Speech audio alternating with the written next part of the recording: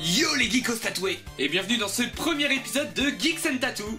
Que je vous explique le principe de cette nouvelle chronique. En fait, ce sera une chronique récurrente qui sortira peut-être une fois tous les mois, peut-être une fois toutes les semaines, peut-être une fois toutes les 2 semaines, en bref, on n'en sait rien. Dans cette chronique, je vous présenterai des tatouages en rapport avec l'univers geek, que ce soit des films, des jeux vidéo, des comics. Et dans ce premier épisode, je vais tout simplement vous présenter mes tatouages de geek. Pour ce premier épisode de Geek and Tattoo, je vous présenterai pas tous mes tatouages parce que tous n'ont pas un rapport avec l'univers geek. Et mon premier tatouage de geek a été mon personnage de comics favori, le Joker. Alors, il se décompose en 2 parties. La première partie est le visage de Heath Ledger qui interprétait le Joker dans la trilogie de Christopher Nolan, la meilleure interprétation du Joker pour ma part. Et la deuxième partie représente le Joker de l'univers comics. Mon deuxième tatouage de geek a été imaginé sur l'ambiance de Alice Madness Return que j'ai joué sur PS3 et que j'ai personnellement bien kiffé. C'est une montre à gousset cassée avec un œil au milieu et une pendule qui indique aucune heure parce que toutes les heures sont tombées dans le fond. Parce que tout le monde est fou ici.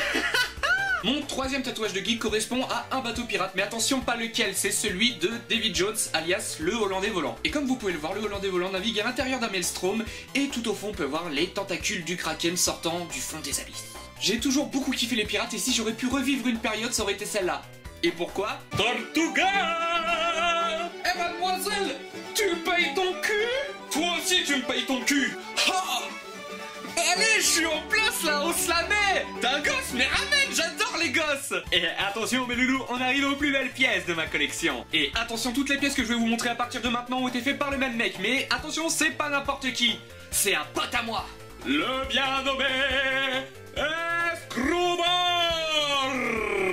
On commence immédiatement avec celui-là qui est, vous l'avez deviné, Iron Man. Mais attention, pas n'importe lequel, c'est directement inspiré de Marvel Zombie. Donc on a le casque d'Iron Man, ça y est, le casque ouvert, ça y est, mais dedans un putain de squelette dégueulasse, le cadavre de Tony Stark.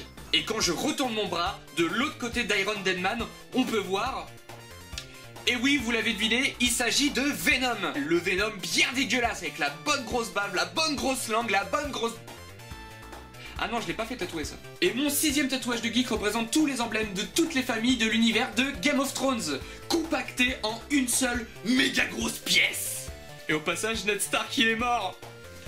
Et maintenant, je vais vous montrer mes 2 derniers tatouages de geek, mais certainement les plus beaux parce qu'ils ont été faits dans un style ultra réaliste. Et mon 7ème et avant-dernier tatouage de geek représente Brad Pitt, alias Tyler Durden dans le film Fight Club, peut-être dans le top 3 de mes films favoris. Activez le beau tatou! Attention, on arrive à la dernière pièce de ma collection de tatouages de geek, la pièce maîtresse. Il s'agit de Bryan Cranston, alias Walter White dans la série Breaking Bad.